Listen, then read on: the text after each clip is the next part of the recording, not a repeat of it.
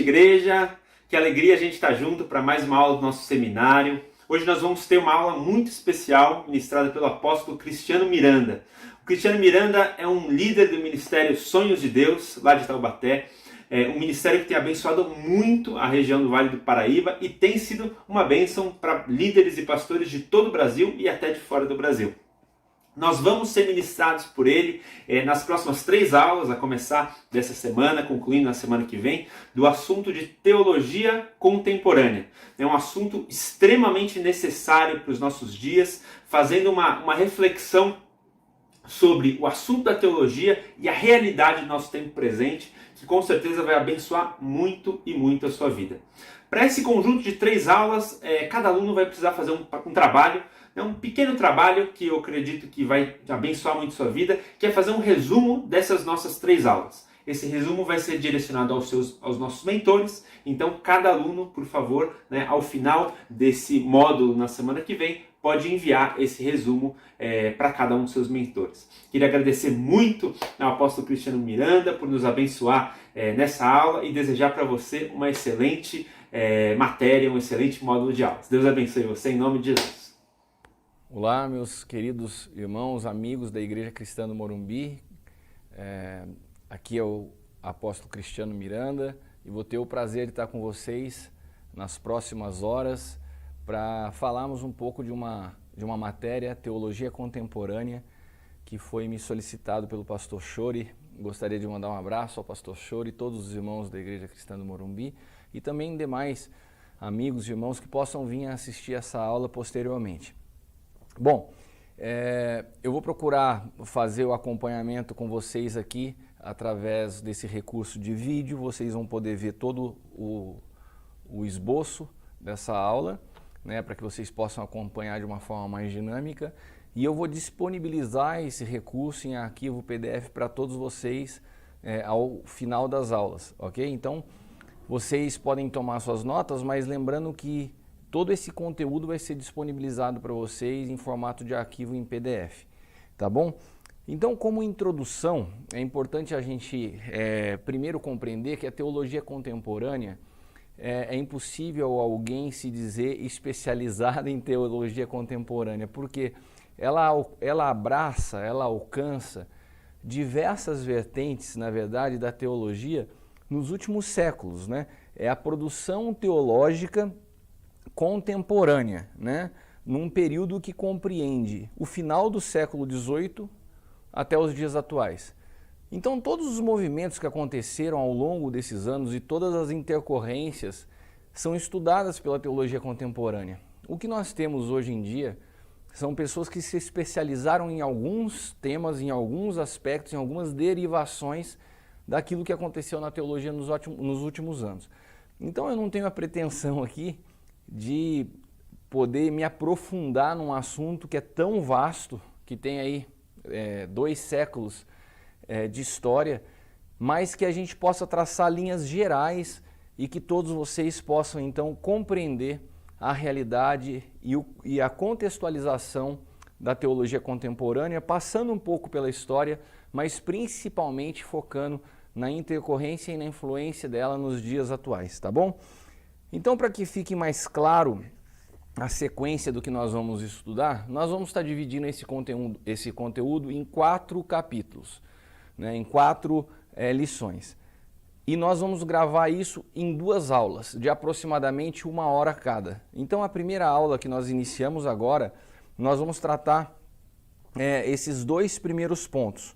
E na próxima aula, nós tratamos os últimos 2. Então, aqui os objetivos que nós vamos traçar nessa primeira aula, que alcançam o item 1 e o 2.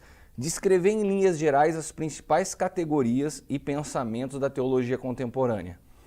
Então, em linhas gerais, você vai compreender quais são esses pensamentos e as categorias de subdivisões da teologia contemporânea. Isso na aula de hoje. Também ainda na aula de hoje, conhecer em linhas gerais os fatos históricos que contribuíram para o desenvolvimento da teologia contemporânea. Então essa é a primeira aula, nós vamos ter esse objetivo, tá bom? Na sequência, na próxima aula, nós vamos falar sobre os aspectos práticos da teologia contemporânea no evangelho que vivemos hoje. Então esse é um cuidado que eu tenho quando eu dou aula, que a gente traga o campo teórico para a prática, o que isso influi, o que isso interfere, o que isso implica no evangelho hoje que nós vivemos, né? E o último ponto, que também vai ficar dentro do conteúdo da segunda aula, os desafios da igreja para os próximos anos. Então, se nós conseguimos ter um panorama histórico do que a teologia contemporânea construiu nos últimos séculos, a partir disso, qual é o cenário, quais são os desafios nossos como igreja para os próximos anos, tá bom? Então, eu gostaria de, antes de nós iniciarmos, se você está me acompanhando agora, né, seja no teu computador, na televisão, na sua casa, no seu escritório, enfim, mas que nós pudéssemos ter um breve momento de oração, porque eu creio que nós precisamos aprender a partir da vida. Eu não estou aqui para transferir conhecimento, mas que de alguma maneira nós possamos ser ferramentas para que o Espírito Santo ministre ao nosso espírito. Amém? Então, se você puder, feche os teus olhos, nós vamos estar orando. Senhor, nós te damos graças pelo privilégio de nos comunicar através desse veículo, dessa ferramenta. E eu quero te pedir que o teu Espírito Santo nos conduza ao longo das próximas horas nessas aulas e que cada um dos meus irmãos que estão acessando esse conteúdo possam ser ministrados pelo teu Espírito, que o teu Espírito venha edificar em nós a tua vontade, em nome de Jesus. Amém? Então, como nós tínhamos falado na nossa introdução dos objetivos que estão aqui expostos, vamos começar pelo ponto 1, as principais categorias e pensamentos da teologia contemporânea, tá ok? Então a teologia contemporânea, como nós já havíamos falado, compreende esse estudo do pensamento teológico que abrange o final do século XVIII até os dias atuais. Esse período coincide com a chamada Era Moderna, ou a Modernidade. Por isso a teologia contemporânea também é chamada por alguns autores de teologia da modernidade, né? E na história do pensamento, esse período também é conhecido como Iluminismo. E todos nós que estudamos história já sabemos quais são as marcas e as principais características do Iluminismo. O que acontece no Iluminismo não é diferente também do que acontece como consequência na teologia contemporânea, porque ela reflete o pensamento da época, né? Então é marcado pela ascensão da razão humana como sujeito autônomo do conhecimento, o desprezo pelo sobrenatural, consequentemente o enfraquecimento da fé como um meio de conhecimento de Deus. Então é um período histórico muito complexo, porque as filosofias, os pensamentos, o intelectualismo começa a penetrar a teologia, desprezando as realidades espirituais e concentrando na razão humana. Se a gente começa a observar dentro das realidades que nós percebemos no contexto teológico atual, a gente sofre muitas influências hoje daquilo que ainda é herança desse período da história, né?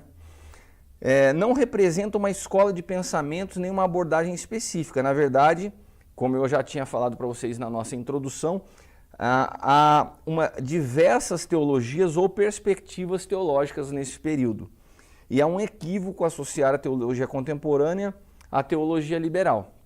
Então a gente vai perceber que é um apanhado de pensamentos formados nesse período da história que dá nome ao que nós chamamos na grade curricular de teologia contemporânea, né? E por que essa diferença com a teologia liberal? Porque ainda que a teologia liberal tenha se expandido nesse mesmo período, esse período também é marcado pela reação à teologia liberal. Não obstante, há características comuns. Então, um movimento meio que é antagônico ao outro, né? Apesar de existirem entre eles pontos convergentes. Características comuns das diversas maneiras de pensar, né?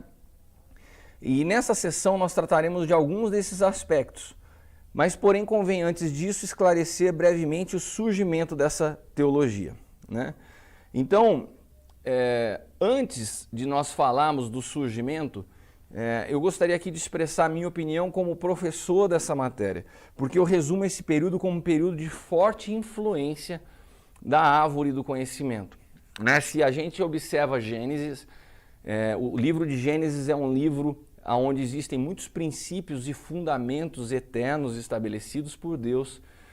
E teologicamente nós precisamos estar muito atentos às colocações do Senhor descritas no livro de Gênesis.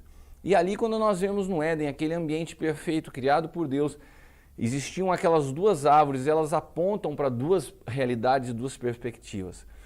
O homem tinha acesso a todas as árvores do jardim, porém o Senhor falou que da árvore do conhecimento do bem e do mal ele não poderia tocar. E o propósito, a intenção original de Deus é que o homem se alimentasse da vida, né? Que a árvore da vida pudesse ser o destino do homem, comer da vida, porque a vida nada mais é do que uma representação da pessoa de Cristo, né? Quando a gente vê na ceia a expressão, aquele que comer do meu corpo e beber do meu sangue, né? Jesus está falando daquilo que foi planejado por Deus desde Gênesis, que o homem se alimentasse de Cristo, que é a própria vida. Mas nós conhecemos a história e a mulher seduzida pela serpente come do fruto da árvore do conhecimento. E ela passa ao homem e quando os dois comem, então os olhos de ambos se abrem. E os olhos se abrem para quê? Para a possibilidade de um pensamento de que se é possível conhecer a Deus a partir do conhecimento sem uma relação com Ele. O homem quebra a relação com Deus e tenta, através do conhecimento, se achegar a Deus. Essa realidade de Gênesis, ela começa a vir com muita força nesse período que está inserido no que nós estudamos na teologia contemporânea. Um período de forte influência da razão, do conhecimento, sobrepondo a fé. E compreender a realidade espiritual de Gênesis, conforme eu acabei de descrever aqui para vocês, é de suma importância para todo o estudo da teologia, e principalmente quando nós tratamos da teologia contemporânea. Então esse fundamento, ele é tão importante e nós não teríamos tempo para nos aprofundar nessa realidade do que é o simbolismo da árvore do conhecimento, a árvore da vida, que para facilitar os nossos estudos e otimizar a nossa carga horária, eu vou estar disponibilizando para vocês, juntamente com todo o esboço da aula, um e-book bem simples, é um e-book da minha autoria e de fácil leitura, mas tem um conteúdo específico que trata das definições da verdade e da mentira. O que é verdade, o que é mentira, baseados, fundamentados no conceito da árvore do conhecimento e na árvore da vida, né? Então, eu quero que vocês anotem isso, porque esse é um ponto muito importante, entender o período histórico da teologia contemporânea como um período de forte influência da razão humana, né, através do iluminismo, e para que a gente possa se aprofundar nisso e otimizar o nosso tempo, né, com a aula, eu vou disponibilizar a todos vocês esse e-book que vai estar, eu vou enviar ao pastor Chori e ele vê como disponibilizar isso a cada um de vocês, tá bom?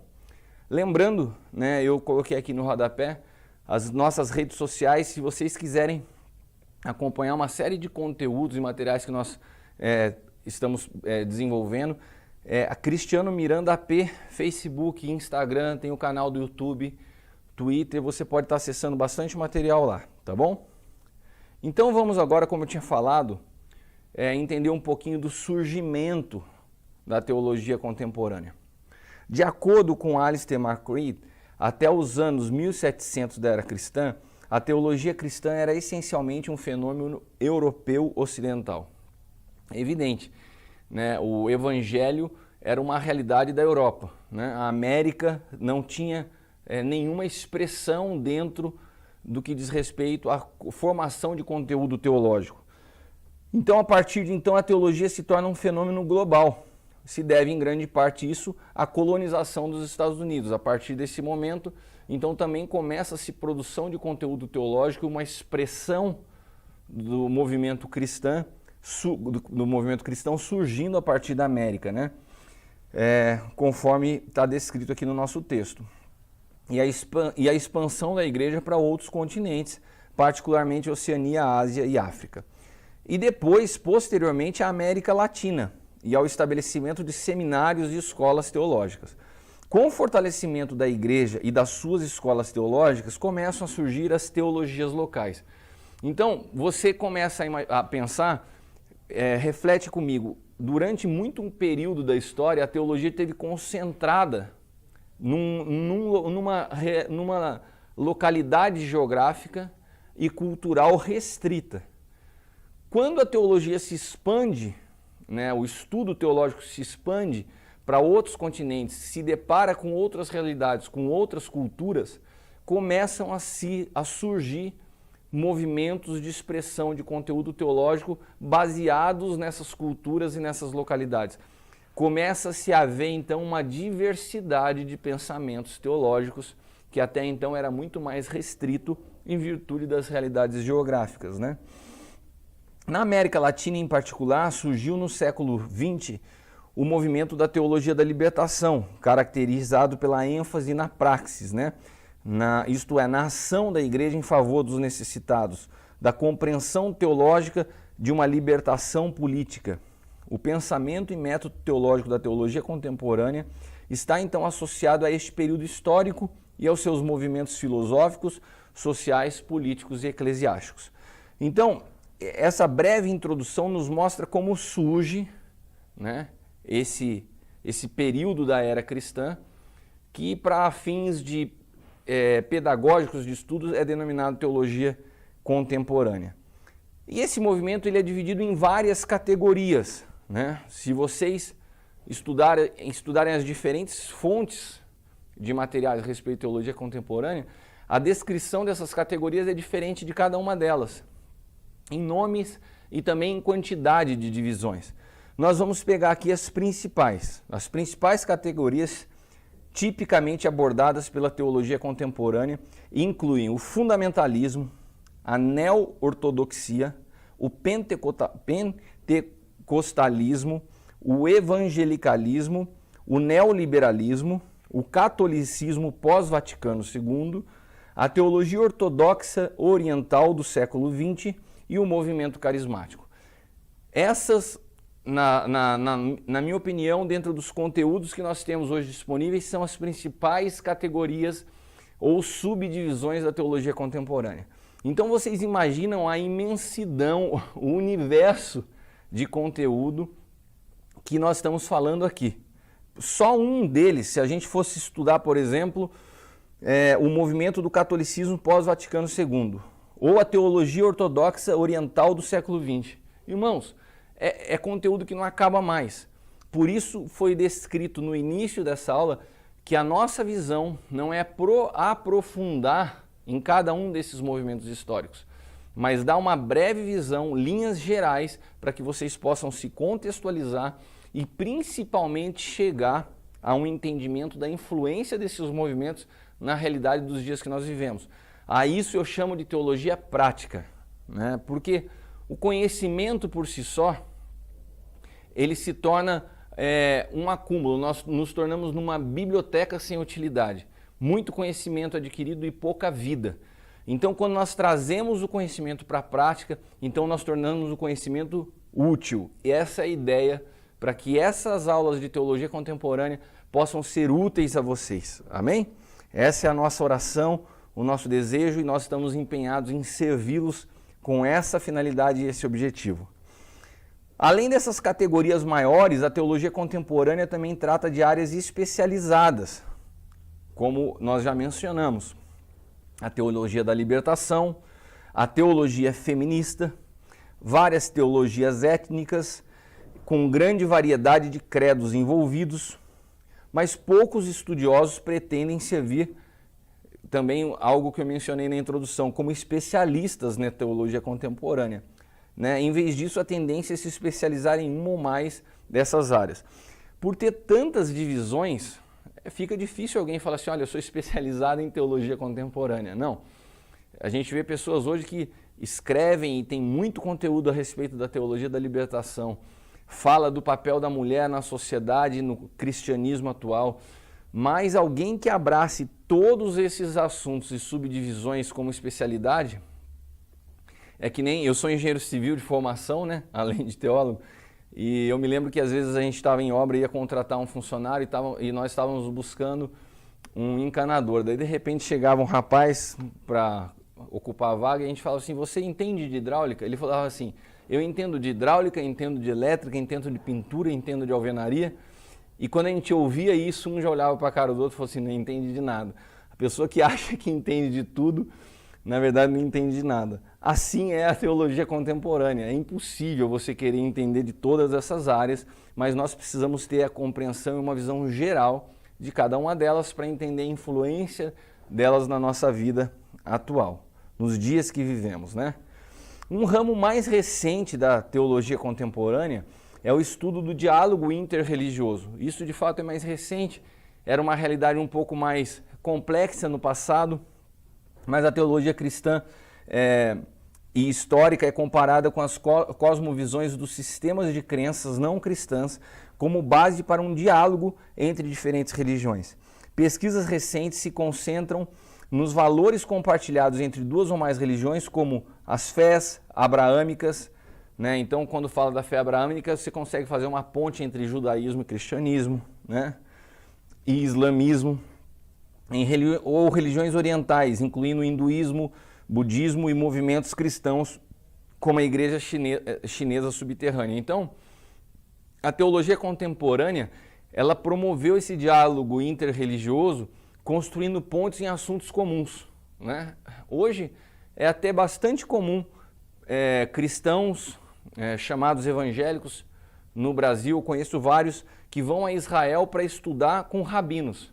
Estudar do quê? Estudar dos assuntos que são comuns à nossa fé, né? Isso faz parte desse movimento recente chamado teologia contemporânea, esse diálogo interreligioso, tá bom?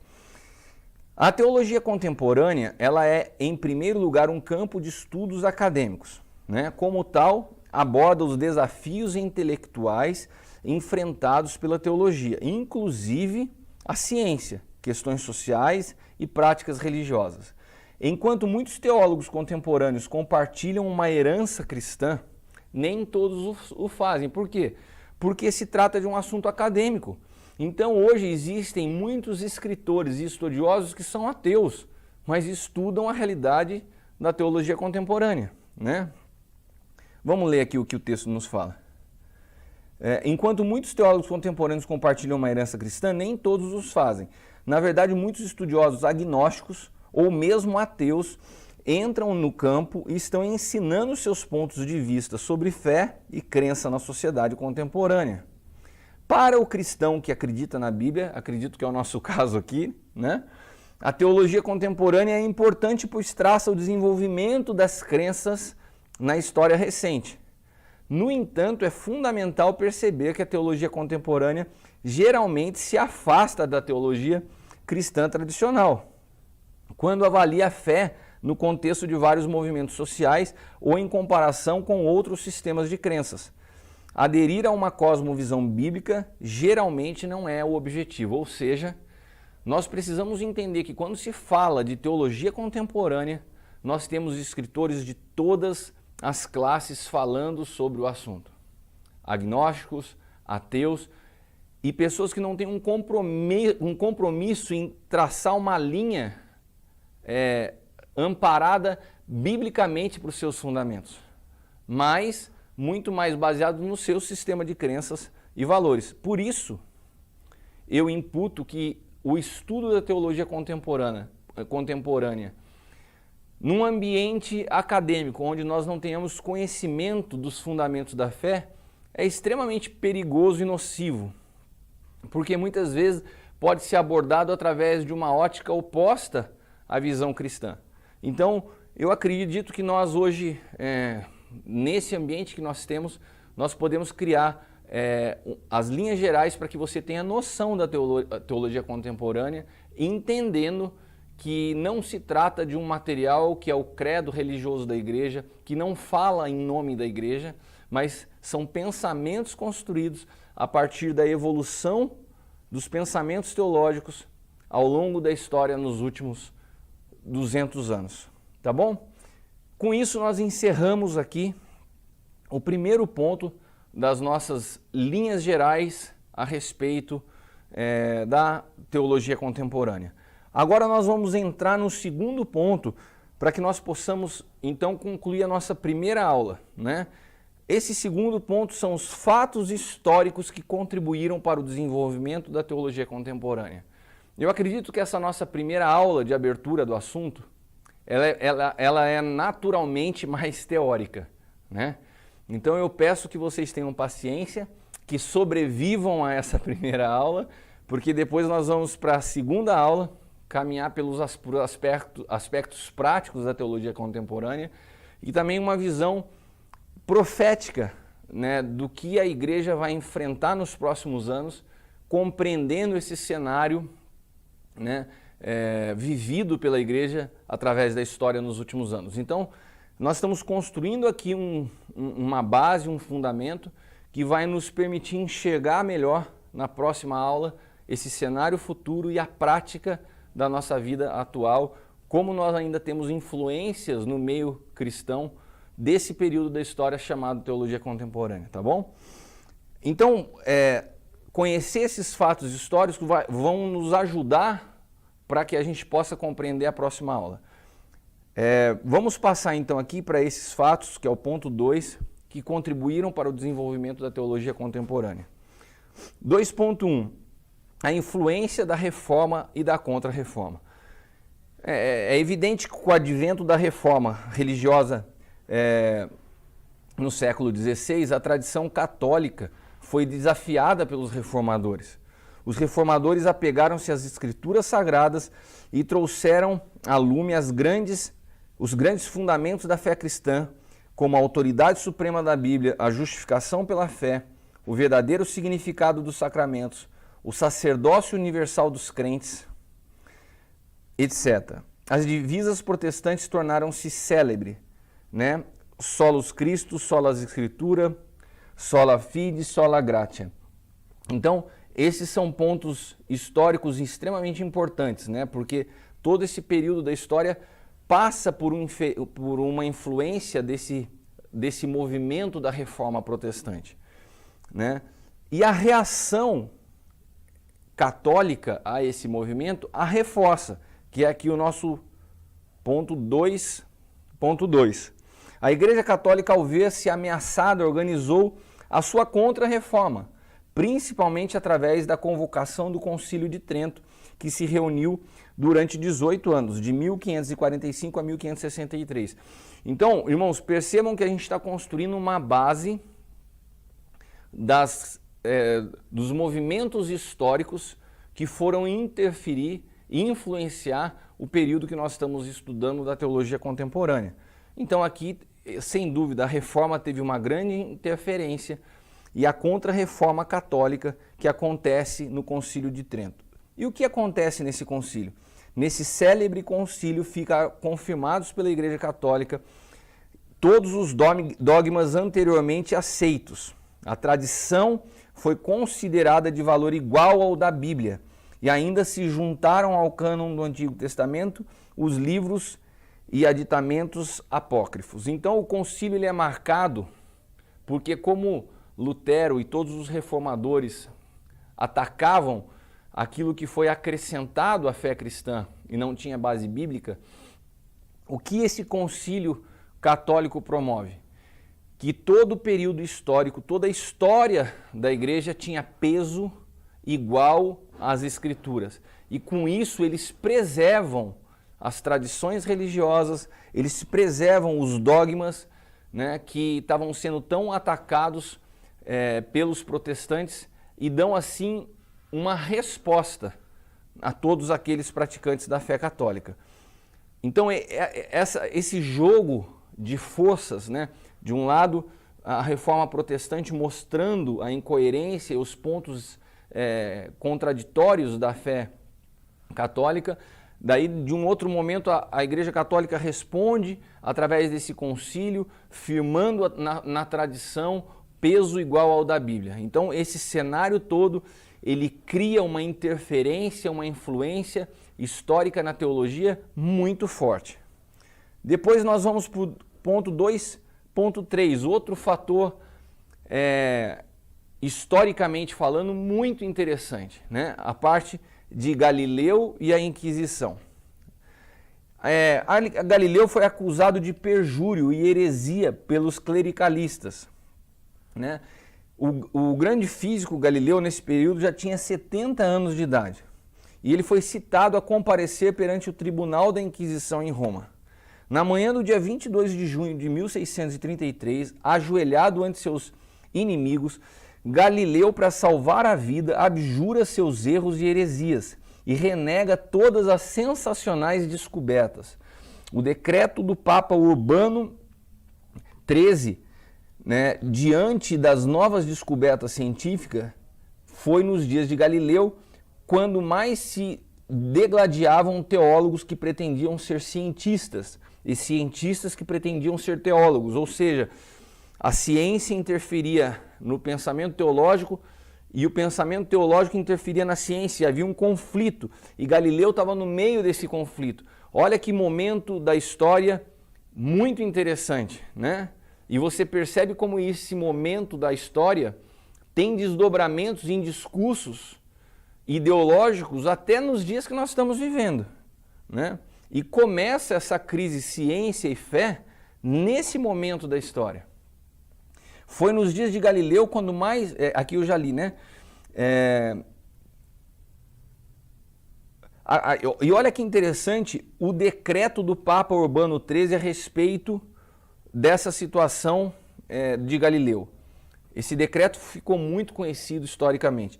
Em nome e pela autoridade de Jesus Cristo, cuja plenitude reside em seu vigário, o Papa, declaramos que a afirmação de que a Terra não é o centro do mundo e de que ela se desloca com o movimento diurno é coisa absurda, filosoficamente falsa e errônea quanto à fé.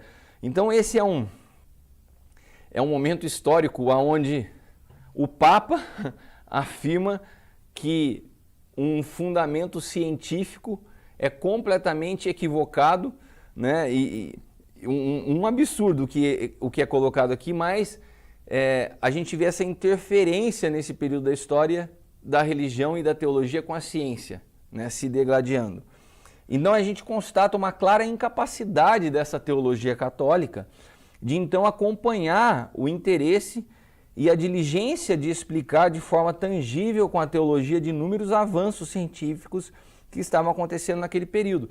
E isso serve inclusive de lição para nós hoje. Se nós não soubermos entender que a palavra de Deus é imutável, mas que as realidades que nós vivemos, culturais e as evoluções científicas requerem de nós uma atualização da nossa compreensão de como igreja devemos nos mover nos dias atuais, isso nos faz muitas vezes cometer os mesmos equívocos que a teologia católica cometeu nesse período da história.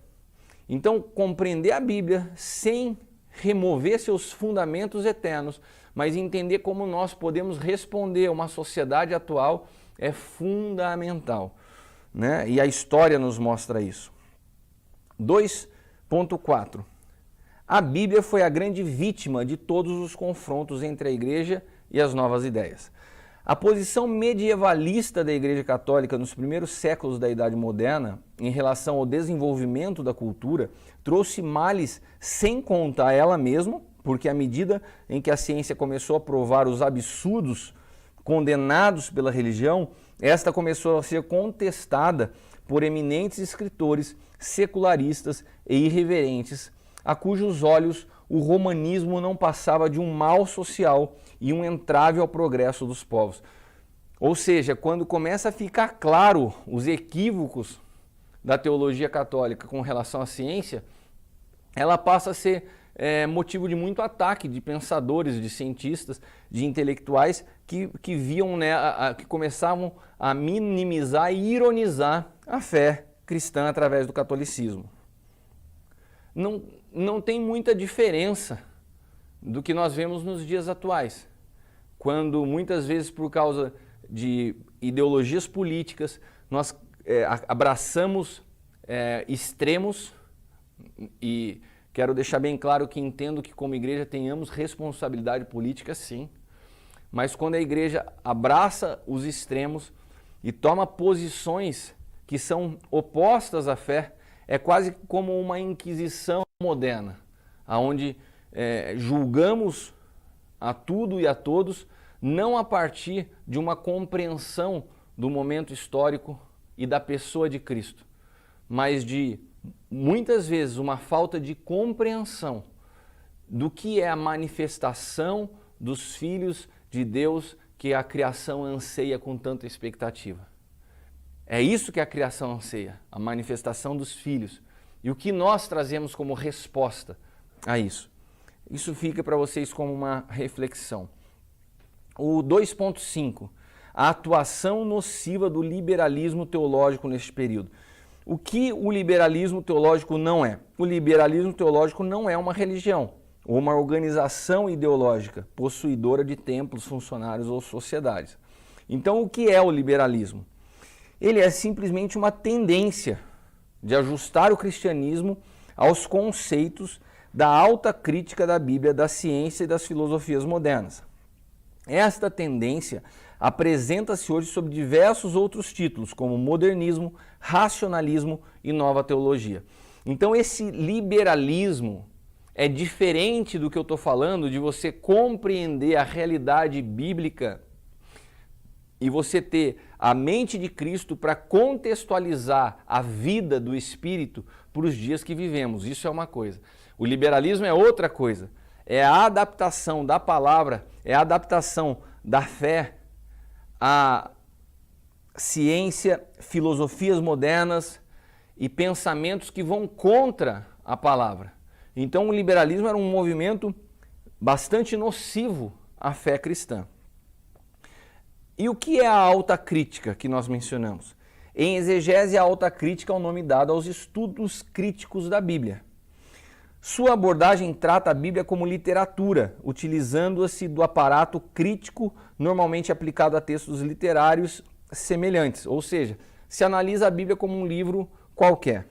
Caracteriza-se, de forma geral, por não partir do dogma da inerrância bíblica para efetuar suas análises. Em contraste com a baixa crítica, seu foco está no estudo dos autores dos textos bíblicos, seu processo de formação editorial, sua transmissão histórica e o contexto de formação denominado Season Levin. Irmãos, a alta crítica, ela também marca um momento histórico porque ela começa a produzir uma disruptura naquilo que se tinha com relação à Bíblia como um livro sagrado. Ela começa a ser tratada como um livro normal e ela começa a ser criticada porque haviam contradições que, segundo esses críticos se pautavam, haviam contradições científicas, haviam contradições históricas, haviam contradições, mas isso tudo na base de uma percepção de analistas que observavam a Bíblia. A Bíblia não é um livro científico, apesar de tratar com precisão alguns assuntos de ciência. A Bíblia não é um livro de história nem de geografia, apesar de ser estudado por historicistas e inclusive na própria geografia com muita precisão. Mas a Bíblia é um livro que tem uma construção espiritual, utilizando histórias reais para exemplificar a construção de um pensamento de cujo único autor é o Senhor. Se nós não entendemos a Bíblia com essa realidade, você consegue encontrar incoerências, porque essa é a base do que muitas pessoas têm feito hoje quando, por exemplo, colocam no mesmo patamar e falam o seguinte discurso. Isso tem sido muito utilizado como estratégia para atingir os nossos jovens e adolescentes. O mesmo Deus, a mesma Bíblia que fala contra comer carne de porco, que fala contra o divórcio, que apedrejava pessoas, é a mesma Bíblia que condenava o homossexualismo. Hoje você pode comer carne de porco, hoje você não se apedreja, mas continua-se o preconceito com o homossexualismo. Então, esse tipo de discurso ideológico, ele mistura as leis morais, as leis cíveis, as leis litúrgicas e cometem um erro intencional, né, e maligno para poder construir um pensamento crítico com relação às Escrituras.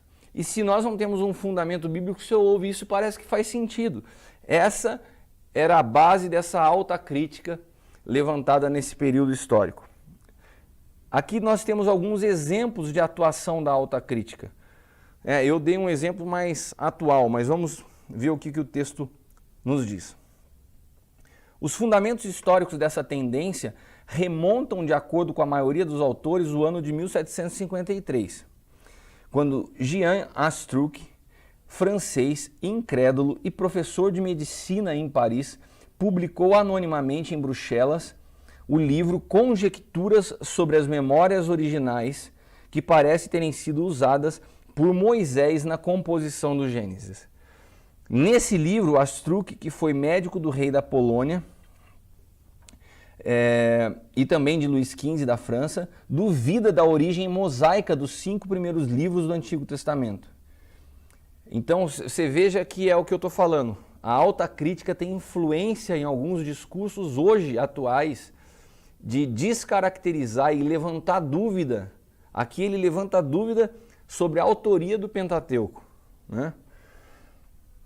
E a hipótese de existirem 2 fontes literárias, jeovista e eloísta, partindo-se dos nomes usados para se referirem a Deus.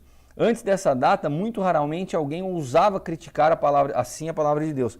É o que eu acabei de explicar para vocês. Esse movimento ele foi terrível para o ataque da fé cristã, porque antes desse período da história, era inconcebível você imaginar alguém estruturando pensamentos críticos e colocando dúvida sobre as escrituras sagradas. E aqui começa esse movimento de ataque à inspiração, à credibilidade das escrituras. Vamos agora partir para o 2.7, que fala sobre o nascimento da teologia liberal. Deixa eu tomar uma água aqui.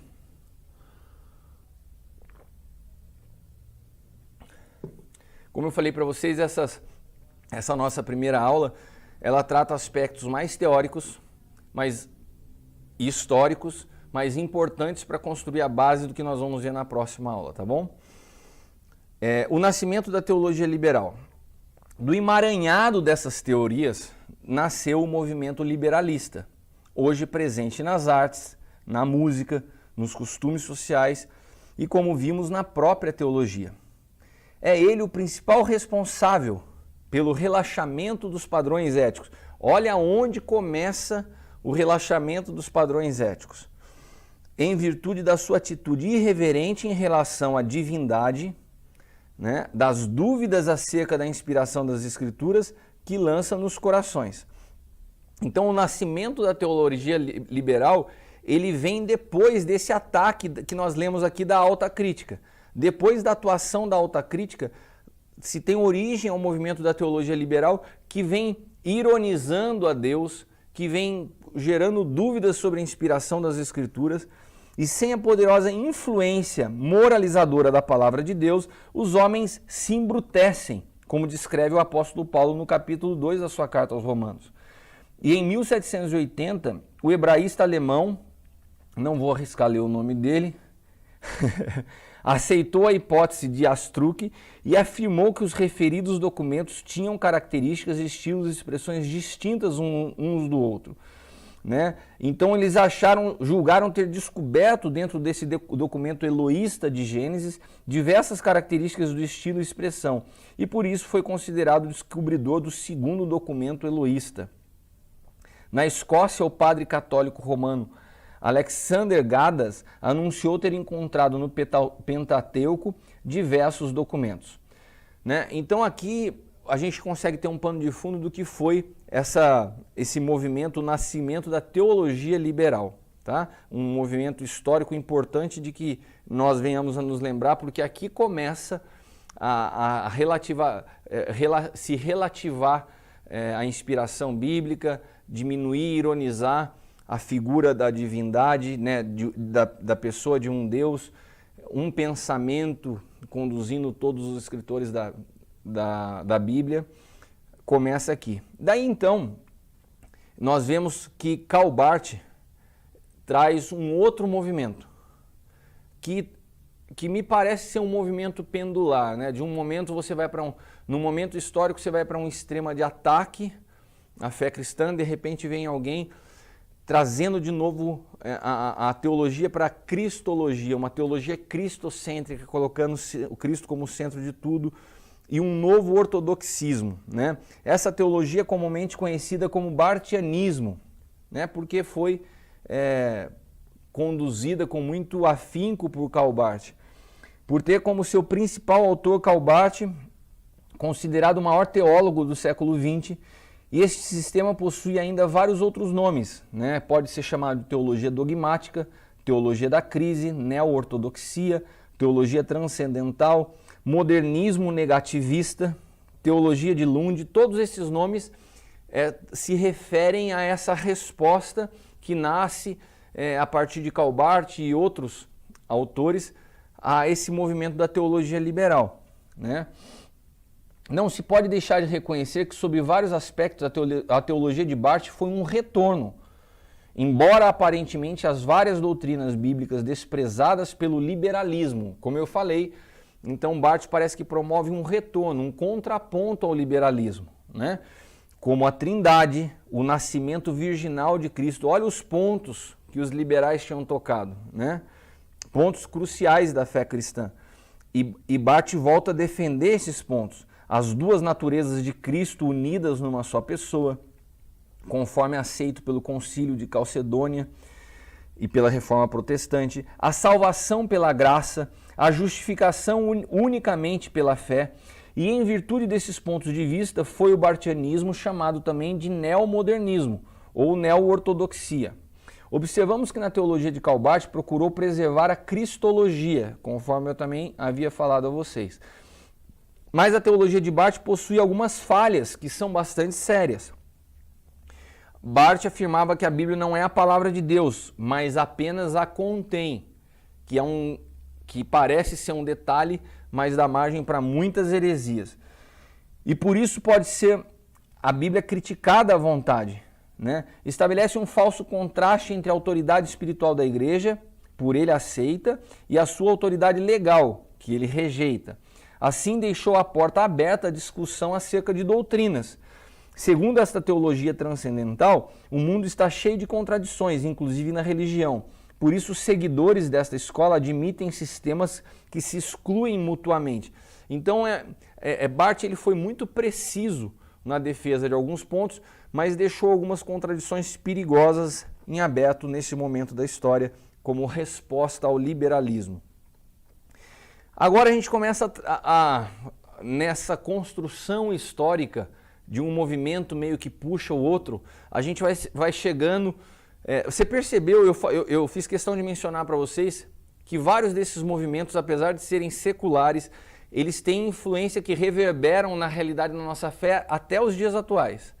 Mas agora nós vamos começar a ver alguns deles que parece que já estão bastante próximos da nossa realidade. O fundamentalismo e a teologia da prosperidade. Quem nunca ouviu alguém ministrando e falou assim, esse pregador ele está fazendo uso da teologia da prosperidade. Isso chegou aos nossos dias, né? E a teologia da prosperidade não começou aqui no Brasil nem agora, né? Ela pode ser considerada um desdobramento do fundamentalismo norte-americano, né? Então vem lá de trás, que após a crise de 29 reorienta sua ética em favor de uma maior participação na esfera pública, devido, em boa medida, ao aumento de seus contingentes e, por via de consequência, de seu peso eleitoral, para orientar suas práticas sobre a égide da Guerra Fria. Desenvolve inicialmente a doutrina do milenarismo, calcada na perspectiva escatológica. Nós não vamos ter tempo para entrar nesse aspecto da escatologia, mas a escatologia, em todos esses movimentos, ela sempre foi um estudo da teologia que, através do controle e do medo, conseguia interferir no pensamento cristão. Então, se você observar ao longo da história, né, a escatologia sempre foi utilizada como uma ferramenta de imposição de medo, né? Há quantos séculos se fala que Jesus está à porta? Há quantos séculos se fala que Jesus está voltando? Né? E essa mensagem da volta iminente de Jesus não é uma mensagem de esperança, mas é uma mensagem de juízo e que tem paralisado a igreja ao longo da sua história. É o que nós falamos de uma fé escapista. As pessoas começam a se desiludir com a vida, principalmente em momentos de crise, em problemas, realidades pós-guerra ou pós-pandemias. E de repente começa a vir com força essa mensagem: Jesus está às portas, Jesus está voltando. E a igreja então tira o pé da sua responsabilidade social, porque cria-se um pensamento: tudo vai ficar para o anticristo, eu vou morar no céu. E esse pensamento foi muito nocivo à fé cristã. E quando a gente fala de fundamentalismo da teologia da prosperidade, esse movimento tão nocivo também foi calcado numa base escatológica. Então nós precisamos estar muito atentos a isso, porque hoje nós devemos ter em torno de 8 a 10 correntes escatológicas.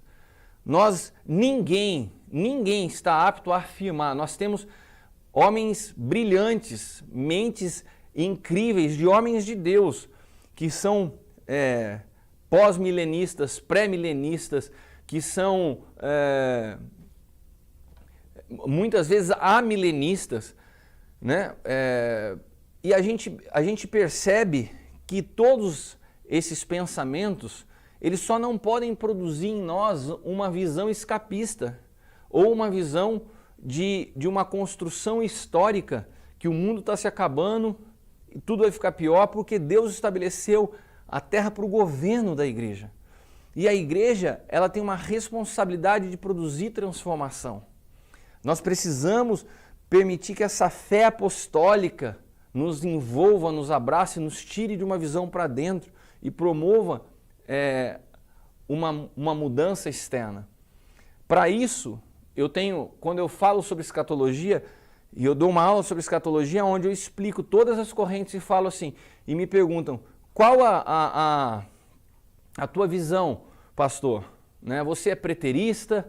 Você é preterista parcial? Você é milenista? Eu falo assim: olha, não importa você afirmar um ponto de vista escatológico. O que importa é que nós entendamos o seguinte: vamos imaginar que na minha convicção eu esteja errado e que Jesus esteja voltando amanhã, ou esteja voltando hoje. Amém. Amém. Eu estaria pronto para esse momento hoje. Vamos imaginar que Jesus não esteja voltando hoje, mas esteja voltando daqui a 100 anos. Amém. Tenho planos, alegria e esperança de servir a Ele e a sua igreja, e tenho projetos para 100 anos. O que nós não podemos, eu creio que você está me entendendo, o que nós não podemos é permitir que seja roubado de nós a esperança e a nossa visão de futuro por causa de uma linha teológica que ninguém pode afirmar se é certa ou se é errada, diante de tantas e diferentes vertentes que nós possuímos hoje na teologia no que diz respeito à escatologia. Mas eu entrei nesse ponto porque quando a gente fala de fundamentalismo e teologia da prosperidade, esse movimento nasce utilizando da escatologia como ferramenta, né, para impor um pensamento. Então a gente tem que tomar muito cuidado com isso, né? Foi desenvolvida de duas maneiras. A primeira, compreendida como pós-milenista, consiste na crença de que se os fiéis adotarem uma ética solidária durante 1000 anos, Jesus voltará para julgá-los e premiá-los. Olha como nasce as raízes da teologia da prosperidade. Daí a sua ênfase na ajuda mútua, na devoção, na filantropia. E esta convicção compartilham os assim chamados evangelicais, como Billy Graham, Jimmy Carter, entre outros. Essa compreensão foi pouco a pouco sendo considerada utópica, onde uma segunda corrente interpretativa, a do pré-milenarismo ou pré-milenismo, né, se opunha a isso. Nessa versão, não cabe aos crentes tentar melhorar a situação do mundo, pois a decadência faz parte dos planos de Deus. E aqui que as correntes começam a ficar perigosas, né? Deixa tudo acabar. A decadência faz parte dos planos de Deus, né? Mas enfim, a minha ideia é passar para vocês o panorama de tudo que foi construído historicamente, analisado pela teologia contemporânea, para que vocês possam ter linhas gerais de como nasceu, os movimentos históricos que influenciaram, e a gente possa ter uma condição de avaliar e de analisar as consequências disso hoje e como nós podemos, como igreja, enfrentar os desafios dos próximos anos. Mas concluindo esse pensamento, que daí depois a gente já vai para a próxima aula, possuía um forte cunho de autoajuda, valorização do indivíduo, agregando crenças sobre cura, prosperidade, poder da fé através da confissão da palavra, em voz alta, no nome de Jesus, para recebimento das bênçãos almejadas por meio da confissão positiva. O cristão compreende que tem direito a tudo de bom e de melhor que a vida pode oferecer. Saúde perfeita, riqueza material, poder para subjugar Satanás, uma vida plena de felicidade e sem problemas. Em contrapartida dele é esperado que não duvide minimamente do recebimento da bênção, pois isso acarretaria em sua perda. Essa é a base da teologia da prosperidade. Isso hoje ainda é a base da teologia de algumas igrejas neopentecostais brasileiras que estão pautadas na teologia da prosperidade, né? O cristão semeando através dos dízimos e ofertas e Deus cumprindo as suas promessas. Bom, retomando aqui, quando nós iniciamos os objetivos, né? Eu coloquei aqui para que a gente pudesse ter um panorama. Nós cumprimos nessa primeira aula os pontos 1 e 2, descrever em linhas gerais as principais categorias e pensamentos da teologia contemporânea. 2, conhecer em linhas gerais fatos históricos que contribuíram para o desenvolvimento da teologia contemporânea. Com isso, nós finalizamos a primeira aula e nós vamos dar início, então, na próxima aula, aos pontos 3 e 4. Aspectos práticos da teologia contemporânea no evangelho que vivemos hoje e os desafios da igreja para os próximos anos. Amém? Que Deus vos abençoe, que o amor de Deus, que a graça do nosso Senhor Jesus Cristo e a comunhão do Espírito Santo seja sobre cada um de vocês hoje e sempre. Amém. Tchau, até mais. Valeu!